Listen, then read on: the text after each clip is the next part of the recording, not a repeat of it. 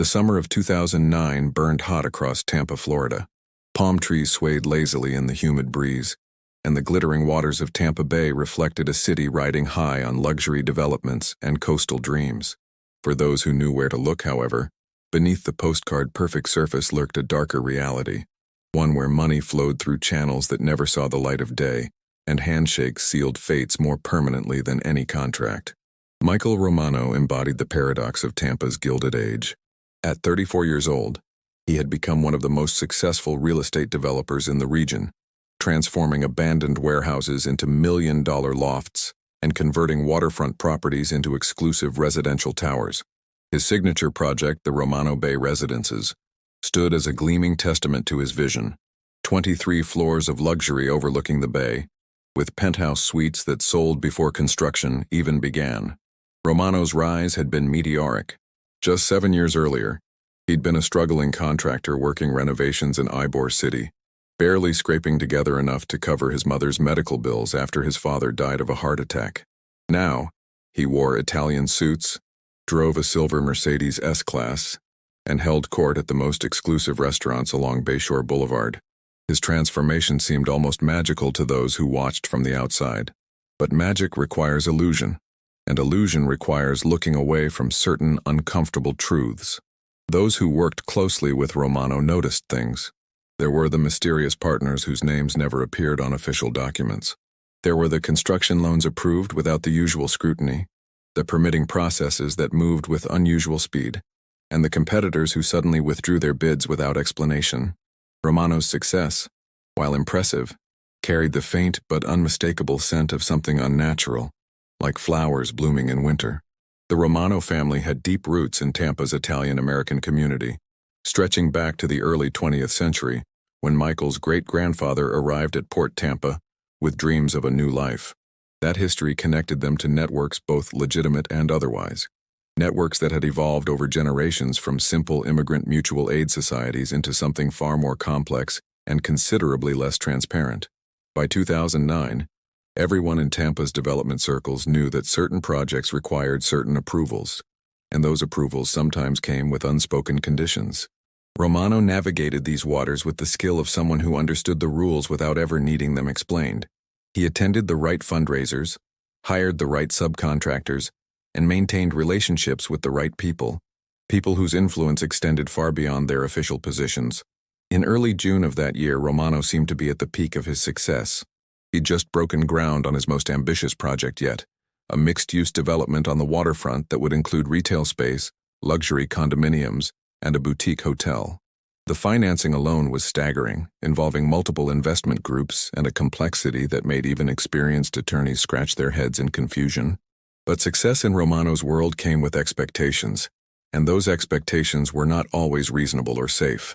Friends later recalled that Romano had seemed different in the weeks before his death. The easy charm that characterized his public persona had begun to crack, revealing glimpses of anxiety beneath.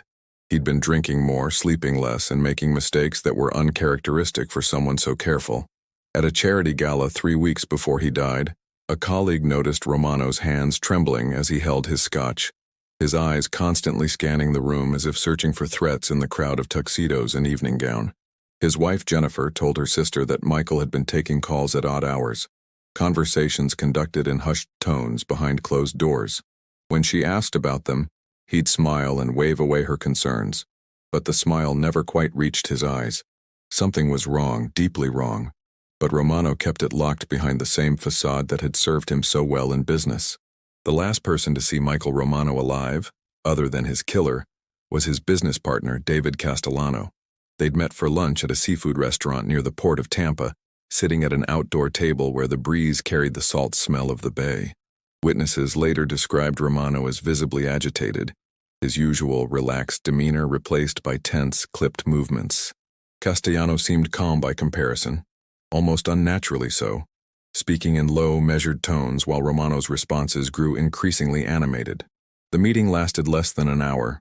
Castellano paid the bill in cash, and the two men parted with a handshake that observers described as perfunctory, lacking the warmth typically displayed between longtime partners.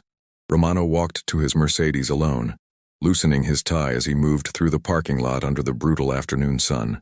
That evening, as the sun began its descent toward the Gulf of Mexico, painting the sky in shades of orange and purple, a jogger running along Bayshore Boulevard noticed a silver Mercedes parked at an unusual angle near the seawall. The car's engine was still running, its driver's side door slightly ajar. As the jogger approached, concerned that someone might need help, the scene's true nature became horrifically clear. Michael Romano sat in the driver's seat, his body slumped against the steering wheel, a single bullet wound to the back of his head. The execution had been professional, clinical in its efficiency. No shell casing was found at the scene. No witnesses reported hearing gunfire despite the relatively public location. The killer had appeared, eliminated their target, and vanished like smoke in the humid Florida air. The scene told a story to those trained to read it. This wasn't a robbery. Romano's Rolex remained on his wrist, his wallet full of cash still in his jacket pocket. It wasn't a crime of passion. The precision spoke of planning and cold calculation. This was an execution, pure and simple, carried out with the kind of expertise that suggested professional involvement. Tampa Police Department detectives arrived as the sun completed its descent, working under the harsh glare of portable lights that turned the crime scene into a stage. Lead Detective Sarah Martinez, a 15-year veteran with a reputation for tenacity, immediately recognized the hallmarks of organized crime: the methodology, the location, the victim's background. Everything pointed toward a hit, sanctioned at a high level. But recognizing the nature of the crime and solving it were two entirely different challenges. As news of Romano's murder spread through Tampa's business community, a strange silence descended. People who had eagerly discussed Romano's projects suddenly found themselves with nothing to say. Potential witnesses developed convenient memory lapses. Business associates became unreachable, or suddenly remembered prior commitments that prevented them from speaking with investigators. The wall of silence was so complete, so uniform, that it confirmed what Detective Martinez already suspected. This murder was about more than just Michael Romano. It was a message, written in blood, meant for anyone who might consider following a similar path. The investigation's first days revealed both everything and nothing. Romano's phone records showed numerous calls to unlisted numbers in the weeks before his death. His financial records, when subpoenaed, showed a labyrinth of transactions that seemed designed more to obscure than to clarify. Shell companies, offshore accounts, and real estate trusts created a paper trail that led in circles, always ending back at questions without answers. What was Michael Romano involved in that warranted such a definitive end? Who had he crossed and why? And most importantly, who possessed both the motive and the means to order an execution carried out with such professional precision? These questions hung in the humid Tampa air as summer gave way to fall and fall surrendered to winter. The investigation, despite Detective Martinez's best efforts, began to cool along with the weather. Leads evaporated. Witnesses recanted initial statements. Physical evidence yielded no matches in any database. The Romano case became what every detective dreads: a file that grows thicker with dead ends rather than breakthroughs. Michael Romano's funeral was held on a gray morning when even Tampa's usually reliable sunshine seemed to acknowledge the darkness of the occasion. Hundreds attended, filling the church beyond capacity, but Detective Martinez noticed who wasn't there as much as who was. Certain names, certain faces that she'd expected to see were conspicuously absent. Their absence spoke volumes about the dangerous territories Romano had navigated, and the prices paid for miscalculations in that shadowy world. As 2009 drew to a close and a new decade began, the Romano case joined the ranks of Tampa's unsolved mysteries. But in the world of organized crime, nothing stays buried forever. Secrets have a way of resurfacing, and debts, whether financial or moral, eventually come due. What happened in the years that followed would prove that justice, however delayed, was still possible. But the path to truth would wind through betrayals, power struggles, and revelations that would shake Tampa's underworld to its foundation. Have you ever wondered what it takes to break a wall of silence that stood for over a decade? Stay with us as we uncover the hidden empire that operated beneath Florida's sunshine, and the shocking betrayal that finally brought it into the light. In the months following Michael Romano's murder, Tampa returned to its rhythms. The waterfront developments continued rising. The restaurants along Bayshore Boulevard served their expensive meals, and the luxury car dealerships kept selling dreams wrapped in leather and chrome. On the surface, life moved forward as if nothing had fundamentally changed. But beneath that surface, in the spaces between official business and criminal enterprise, everything had shifted. Detective Sarah Martinez refused to let the Romano case fade into the archives of unsolved homicides. Even as her superiors gently suggested focusing on cases with better prospects, even as her caseload grew with new investigations, she kept returning to the Romano file. Something about the perfect execution, the complete silence, the absolute efficiency of it all gnawed at her instincts. This wasn't just murder. It was a demonstration of power, a statement made with deadly clarity. Martinez began approaching the case from a different angle. If she couldn't find witnesses willing to talk, she would let the money talk instead. Financial crimes leave trails that people often forget about, digital footprints that persist long after memories conveniently fade. She requested assistance from the FBI's Financial Crimes Unit, arguing that the complexity of Romano's business dealings suggested potential money laundering operations that crossed state lines. The federal agents who joined the investigation brought resources that local police couldn't match: forensic accountants, analysts specializing in organized crime financial networks, and most importantly, a database of known associates connected to various crime families operating throughout Florida. What they uncovered over the following year painted a picture far more complex than a simple real estate developer's success story. Romano had been involved in a sophisticated money laundering operation that used real estate developments as a washing machine for illegal proceeds. The pattern was elegant in its simplicity. Cash from various criminal enterprises would be invested in property developments through a series of shell companies, then extracted as legitimate profit when the properties sold. The developments themselves were often quite successful, which provided perfect cover. Romano's genuine talent for real estate development made him the ideal front for an operation that processed millions of dollars annually. But Romano hadn't been the architect of this system. He'd been recruited into it, or perhaps more accurately, had been pulled into it through family connections and financial desperation.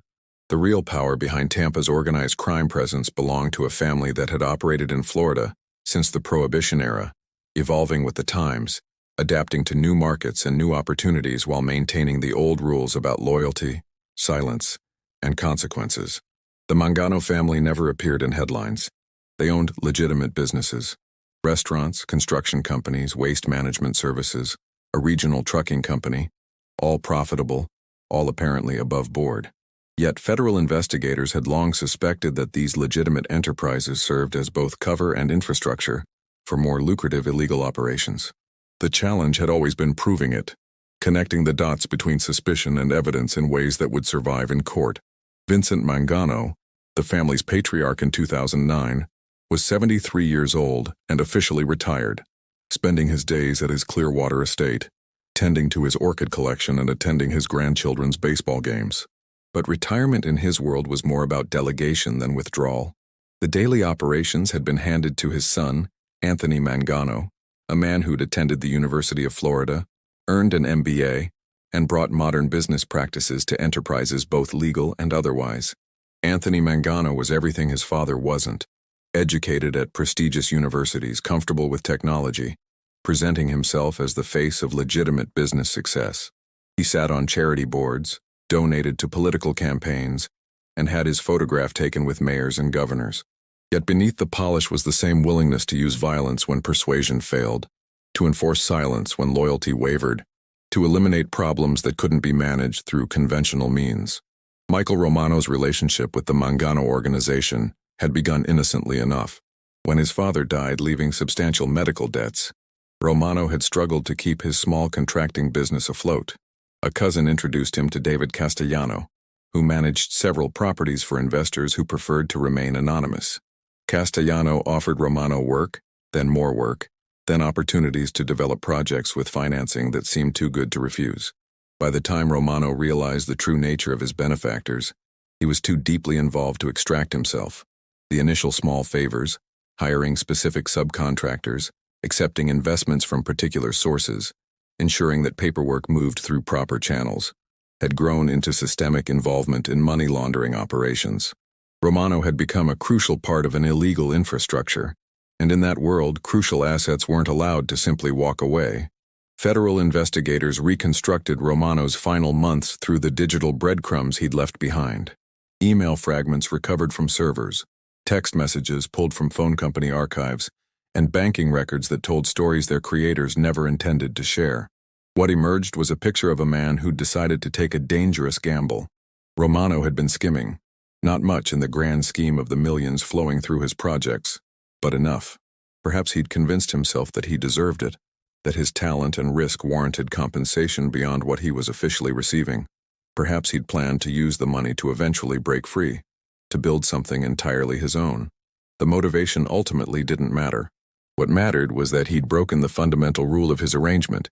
He'd stolen from people who didn't forgive theft. But that wasn't all. In the weeks before his death, Romano had apparently recognized his danger and made an even more fatal miscalculation. He'd approached federal authorities, initiating preliminary discussions about cooperation. The meetings had been exploratory. Nothing official recorded, no agreement signed. Romano had been testing the waters, trying to understand what protection might be available if he decided to talk. In the world of organized crime, even thinking about cooperation constitutes betrayal. And somehow, despite the confidentiality of those preliminary meetings, word had reached the Mangano family that their valuable asset was considering turning into their worst nightmare, a cooperating witness. Detective Martinez learned about these federal contacts only in late 2010, more than a year after Romano's death. The revelation was both vindication and frustration. It explained the execution's timing and method, but it also highlighted how Romano's death might have been prevented if communications between agencies had been better, if the federal agents had recognized the immediate danger, if Romano had been brought into protection before his intentions became known. Yet even with this understanding, building a prosecutable case remained maddeningly difficult. Knowing that the Mangano family had ordered Romano's execution and proving it in court were entirely different challenges. The organization's structure was designed specifically to insulate those at the top from direct connection to violence. Orders flowed through layers of intermediaries, each one providing plausible deniability for the next level up. The trigger man, whoever he was, had left no forensic evidence. The person who hired him remained unknown.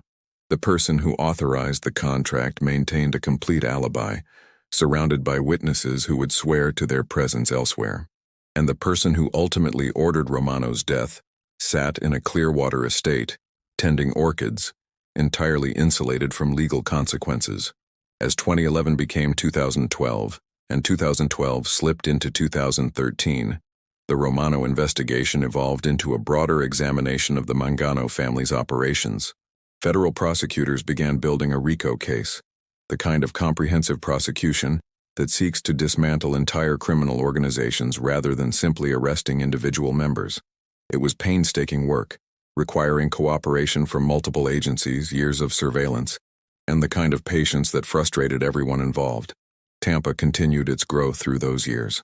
New developments rose along the waterfront, including the completion of Romano's final project, the mixed-use complex that had been under construction when he died. Ironically, it became one of the most successful developments in the city, generating exactly the kind of legitimate profits that had made Romano so valuable to his criminal partners. His widow Jennifer received proceeds from the project through his estate, money that helped her rebuild her life and raise their 2 children away from Tampa, away from the shadows that had claimed her husband. Detective Martinez moved through those years with the Romano file never far from her mind. She attended organized crime task force meetings, maintained relationships with federal investigators, and waited for the break that she knew would eventually come. In her experience, criminal organizations ultimately destroyed themselves from within. Greed, ambition, paranoia. These were the real enemies of secrecy, more effective than any investigation. The Mangano family seemed untouchable through most of the 2010s. They navigated law enforcement pressure, adapted to increased surveillance, and continued operating their empire with the kind of discipline that had allowed them to survive for generations. Anthony Mangano's legitimate businesses thrived, providing both cover and substantial legal income. The family's influence extended into political circles, law enforcement, and the judiciary, not through crude bribery, but through the subtle accumulation of favors, connections, and strategic relationships built over decades. But organizations built on fear and enforced loyalty contain inherent instabilities.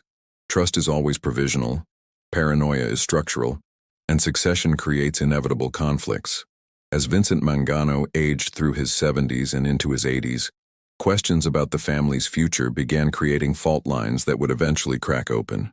By 2018, nearly a decade after Romano's murder, these internal tensions had become acute. Anthony Mangano's leadership was being quietly questioned by some within the organization. His education and modern methods, once seen as strengths, were now viewed by some older members as softness, a dangerous departure from the traditional ways that had ensured the family's survival. His son, Vincent Jr., was positioning himself for eventual leadership, but he was only 32, untested in the ways that mattered in their world. Into this unstable environment stepped federal prosecutors with a strategy that had been years in development. They didn't just want to arrest members of the Mangano family, they wanted to flip them, to transform the organization's legendary silence into testimony that would echo through courtrooms. And they'd identified their target, David Castellano, Romano's former business partner and a longtime Mangano associate who'd been present at the periphery of numerous operations over 2 decades. Castellano had his own vulnerabilities. His son had developed a severe drug addiction, creating both financial strain and emotional leverage. His wife had been diagnosed with cancer, requiring expensive treatment. And perhaps most significantly, at 61 years old, Castellano faced the prospect of spending whatever years he had left in federal prison on charges that prosecutors were prepared to file if cooperation wasn't forthcoming. The approach was made in early 2019, in a meeting arranged through Castellano's attorney. The offer was straightforward: full cooperation in exchange for a reduced sentence, protection for his family, and funds to ensure his wife's continued medical care.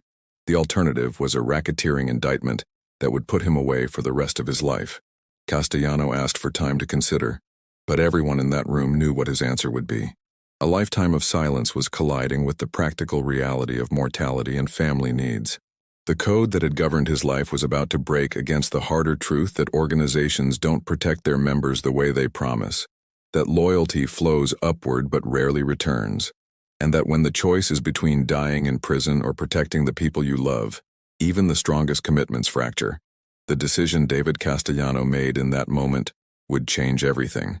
For Detective Martinez, it would finally offer the breakthrough she'd pursued for a decade. For the Mangano family, it would represent an existential threat to their carefully constructed world. And for Michael Romano's family, it would finally offer something they'd been denied for far too long: answers and perhaps a form of justice. But cooperation is only the beginning. The path from breaking silence to achieving conviction winds through dangers that can destroy witnesses, investigators, and cases alike. What Castellano knew, and what he was willing to testify to, would shock everyone who thought they understood Tampa's underworld. The summer of 2019 brought oppressive heat to Tampa, the kind that shimmers off pavement and makes the air feel solid. Inside a nondescript federal building in downtown Tampa, far from the waterfront breezes and tourist attractions, David Castellano sat across from prosecutors and agents and began to dismantle a criminal empire one sentence at a time. The debriefing sessions stretched across months. Castellano had been involved with the Mangano organization for 37 years, since he was a young man doing small favors for men who seemed powerful and protective. He'd watched the organization evolve, had witnessed its expansion into new territories and new crimes, and most importantly, he'd been present for conversations and decisions that directly connected leadership to criminal activities. Detective Sarah Martinez attended many of these sessions, watching as the pieces she'd been chasing for a decade finally assembled into a comprehensible picture. Castellano was methodical, almost detached, as he described the mechanics of money laundering operations, the hierarchy of decision-making, and the specific incidents that demonstrated conscious criminal enterprise. His testimony had the quality of a confession, unburdening himself of decades of silence and complicity. But it was when the discussion turned to Michael Romano that the emotional weight became evident. Castellano had known Romano for years, had recruited him into the organization, had watched him grow from a struggling contractor into a skilled developer. There had been genuine friendship there, or as much friendship as was possible in a world where loyalty to the organization always superseded personal relationships. Castellano described how Romano's skimming had been discovered through routine auditing by the family's accountants. The amounts were relatively small, and initially there had been discussion about how to handle it without resorting to violence. Romano was valuable, his projects were successful, and killing him would attract exactly the kind of attention that the organization typically avoided. But then the family's sources inside law enforcement, corrupt officers who fed information in exchange for protection and payment, had reported that Romano had made contact with federal investigators. This changed everything. Theft could potentially be managed, but betrayal or even the contemplation of betrayal could not. The existence of the organization depended on absolute certainty that members would remain silent under all circumstances. Romano's exploratory meetings with federal agents, however preliminary, represented an existential threat. The order for Romano's execution came from Anthony Mangano himself, Castellano testified. It had been discussed at a meeting in a private room at one of the family's restaurants, a conversation conducted in careful language that nonetheless left no doubt about what was being decided. The meeting's attendees included Anthony Mangano, his underboss Carlo Messina, Castellano, and two other senior members whose roles involved enforcing family decisions. Castellano was assigned to ensure Romano would be in the right place at the right time. The lunch meeting that witnesses had seen, the last time Romano had been observed alive, had been orchestrated specifically to position him for what followed. Castellano's calm demeanor that day, so starkly contrasting with Romano's agitation, was the composure of a man who knew exactly what was about to happen and had made his peace with it. The actual shooter, according to Castellano's testimony, was a contract killer brought in from out of state specifically for this job. The Mangano family had used this particular individual several times over the years for situations requiring absolute discretion and professional execution. He was known only by a nickname, had no direct connection to the organization that could be traced, and had disappeared back to wherever he'd come from within hours of Romano's death, carrying payment in cash that left no record. This revelation was both valuable and frustrating for prosecutors. Castellano could connect Anthony Mangano to ordering the hit and could describe the planning that preceded it, but the actual killer remained a ghost, unprosecutable, and possibly dead by 2019. Yet for building a RICO case against the Mangano family, Castellano's testimony about the murder was powerful evidence of the organization's willingness to use lethal violence to protect its interests. The debriefing sessions revealed the full scope of the Mangano family's operations. Real estate money laundering through Romano's projects had been just one stream in a river of illegal income. The family controlled gambling operations across Central Florida, had connections to drug distribution networks, operated loan sharking enterprises that entrapped desperate borrowers in cycles of impossible debt, and maintained a protection racket that extracted payments from businesses throughout the region. The organization's legitimate businesses were sophisticated operations in their own right, generating substantial legal income that allowed family members to live openly prosperous lives. The waste management company, for instance, was a genuinely successful enterprise, but it also provided opportunities for illegal dumping of toxic materials for fees far above market rates, and served as a mechanism for controlling who could operate in certain territories.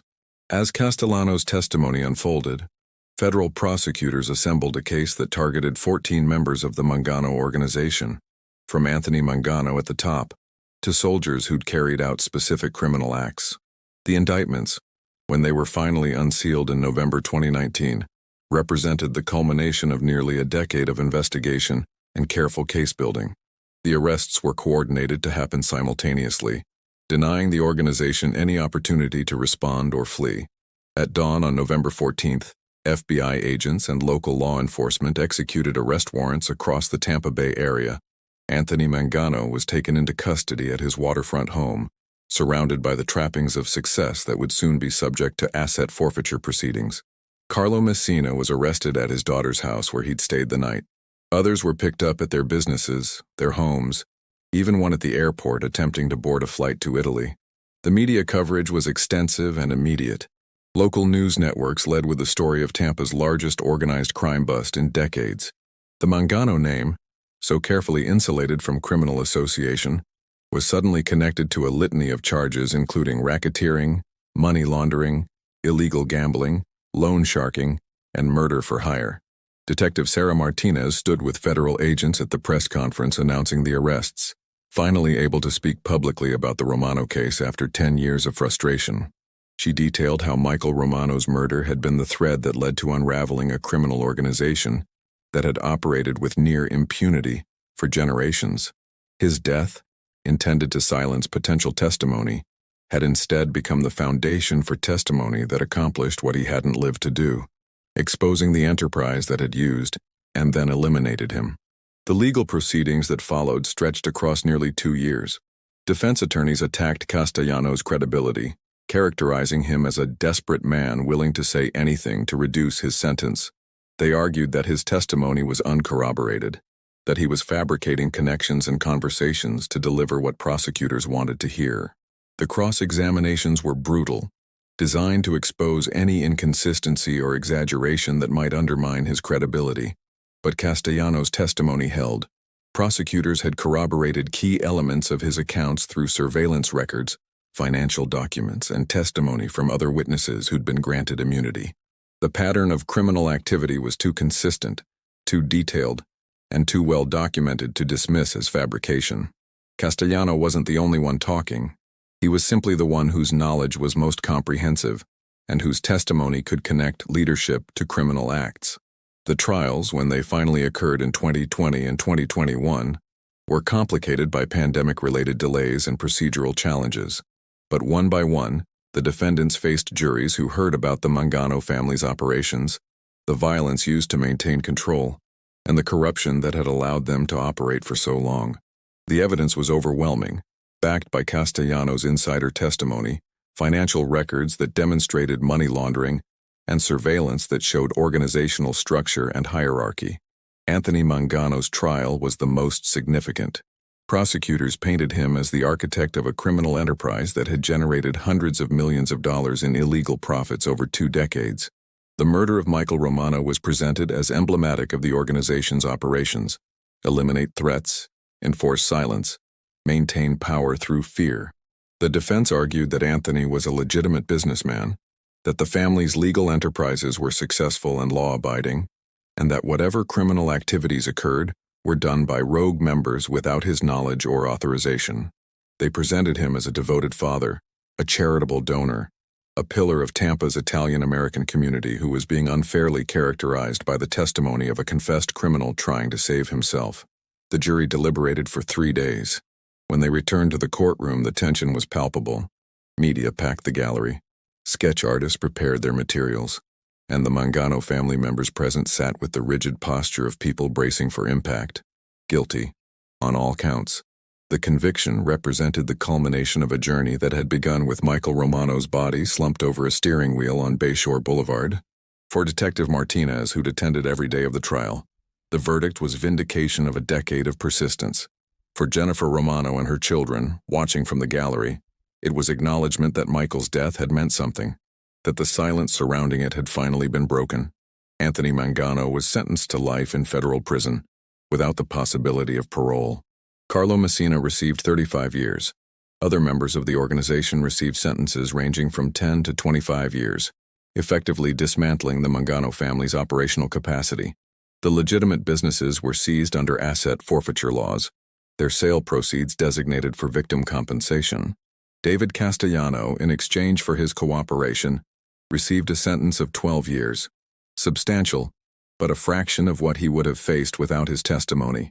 He was placed in witness protection, relocated far from Florida, given a new identity, and whatever chance at redemption is available to someone who spent most of their life facilitating criminal enterprises.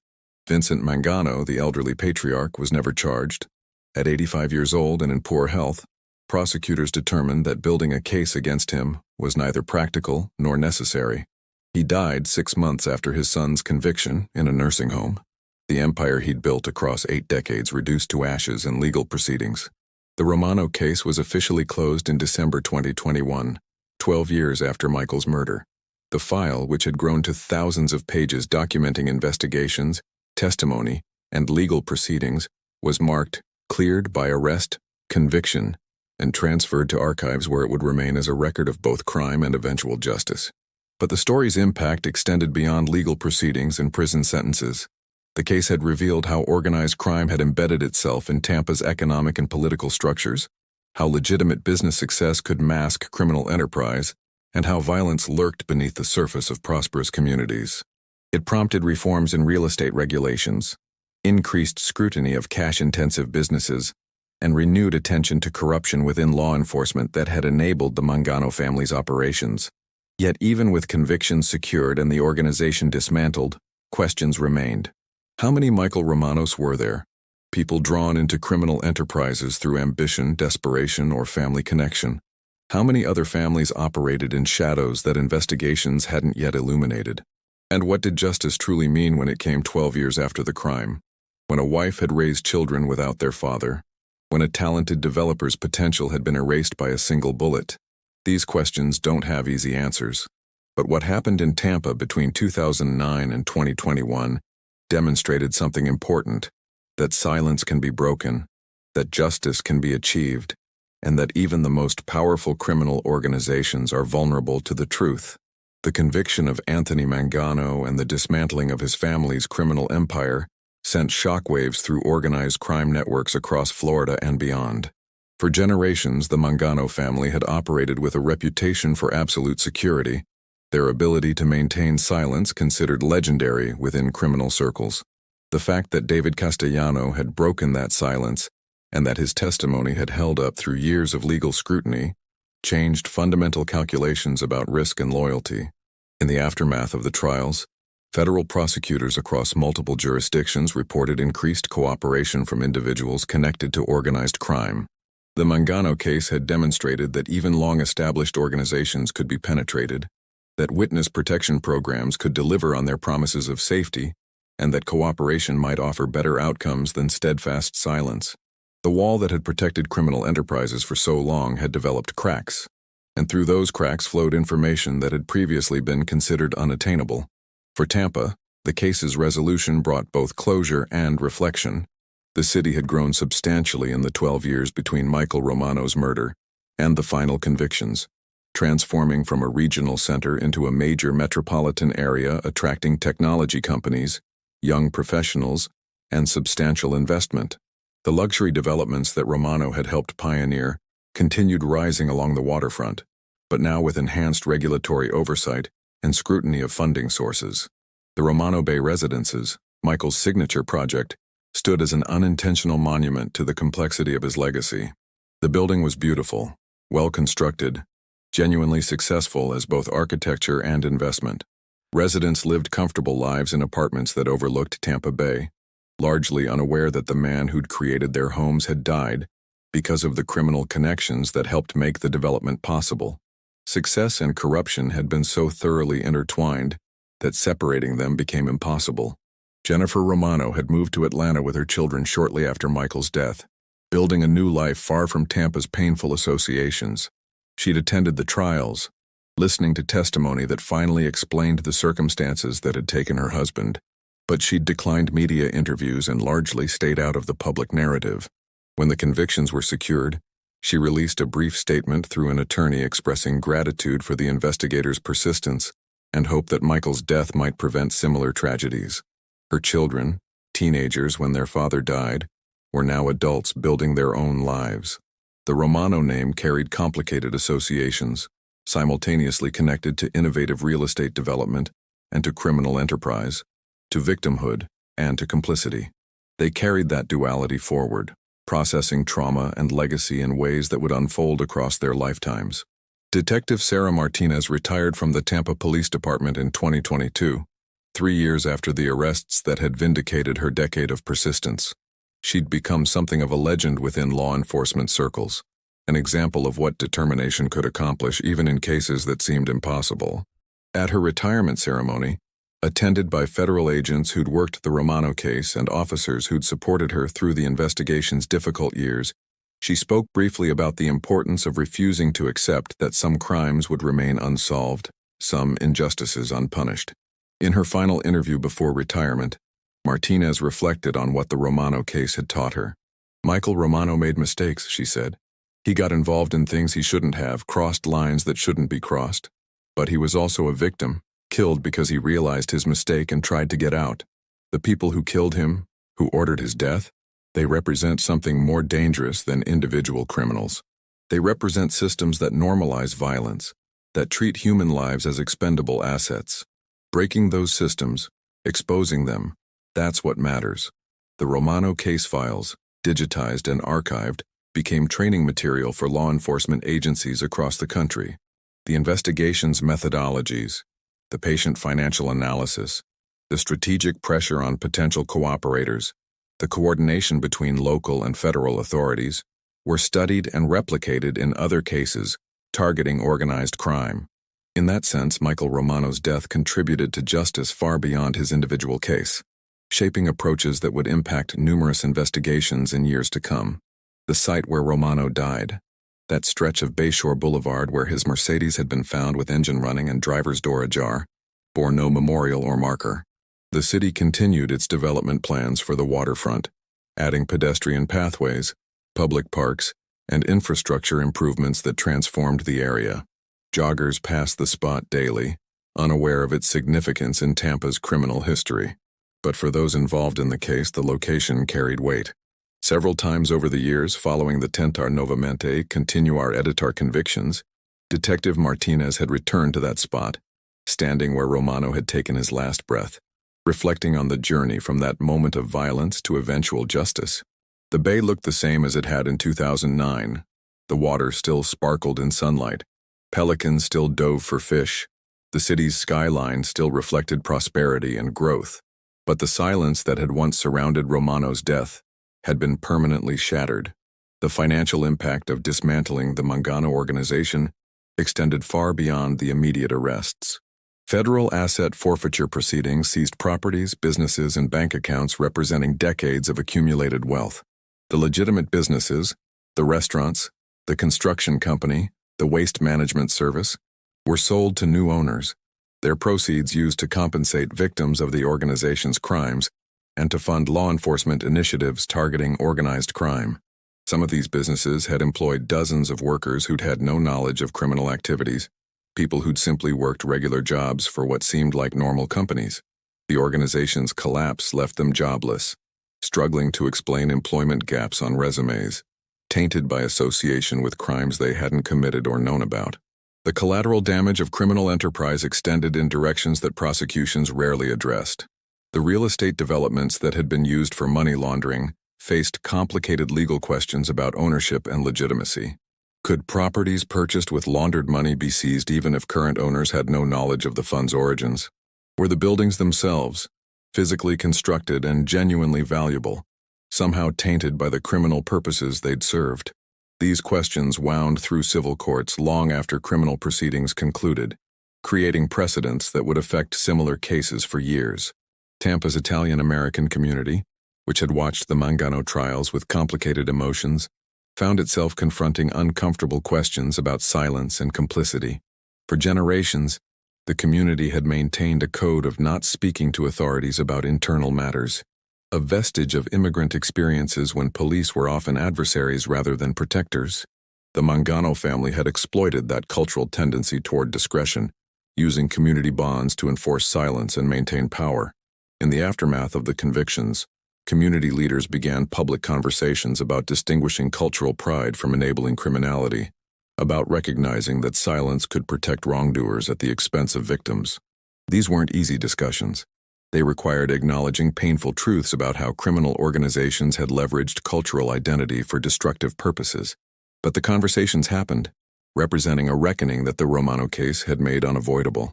David Castellano lived somewhere under a new name, protected by federal marshals, forever separated from the life he'd known. His decision to cooperate had saved him from dying in prison, had allowed him to provide for his wife's medical care, and had given his son a chance at recovery away from Florida's temptations.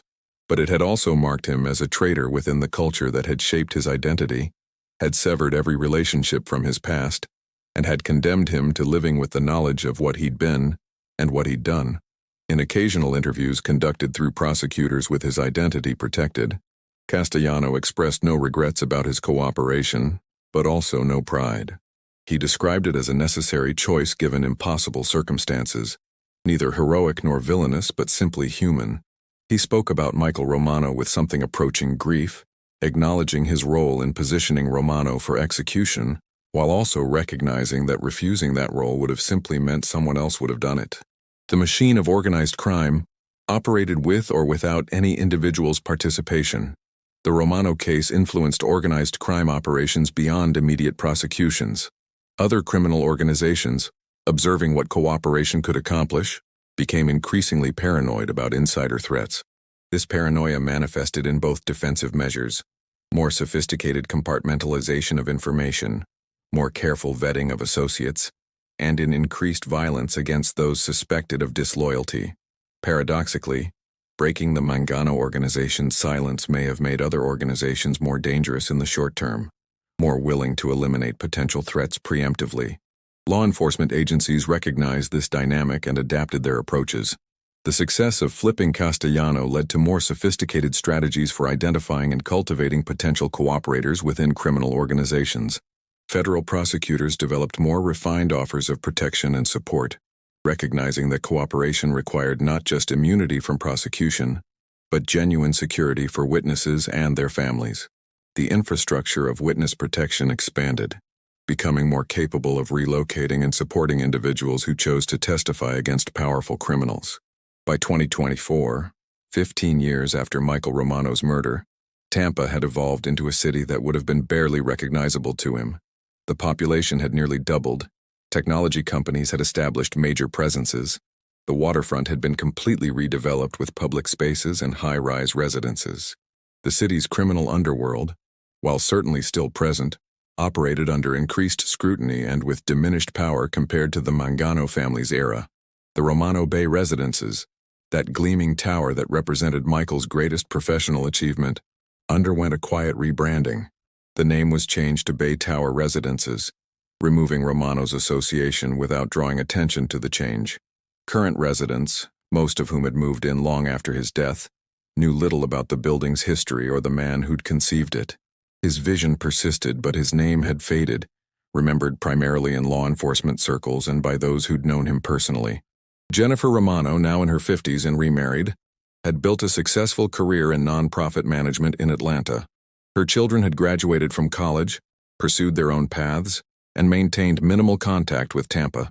The settlement from Michael's estate, combined with proceeds from his legitimate business interests, had provided financial security that allowed them to rebuild their lives without the desperation that had driven Michael toward dangerous associations. In rare moments when she spoke about Michael, Jennifer described him as someone whose ambition exceeded his wisdom, who'd wanted to provide for his family so desperately that he'd accepted help without fully understanding its cost. She acknowledged his mistakes while also recognizing the humanity of someone trapped between impossible choices. Her perspective, earned through years of processing trauma and grief, offered a more nuanced understanding than the simple victim or villain narrative that media coverage often employed. The federal agents and prosecutors who'd worked the Romano case moved on to other investigations, but they carried lessons learned from those years of patient work. They understood that dismantling sophisticated criminal organizations required time, resources, and willingness to pursue cases, even when breakthroughs seemed impossible. The Romano case became a reference point in their professional lives, an example of what persistence could achieve. Detective Martinez, in her retirement, occasionally lectured at police academies and FBI training sessions, sharing insights from the Romano investigation. She emphasized the importance of financial analysis in modern organized crime cases, the value of coordination between agencies, and the necessity of protecting potential witnesses while cultivating their cooperation. Her presentations always concluded with Michael Romano's story, not as a morality tale with easy lessons, but as a complex narrative about how ambition, desperation, and criminal opportunity could intersect with tragic consequences. The Romano case files remained in federal archives, a comprehensive record of investigation, testimony, and legal proceedings. Researchers studying organized crime accessed these files, analyzing patterns and methodologies. Law students examined the trials as examples of RICO prosecutions. Journalists occasionally revisited the case in retrospective articles, particularly on anniversaries of Romano's death or the major convictions.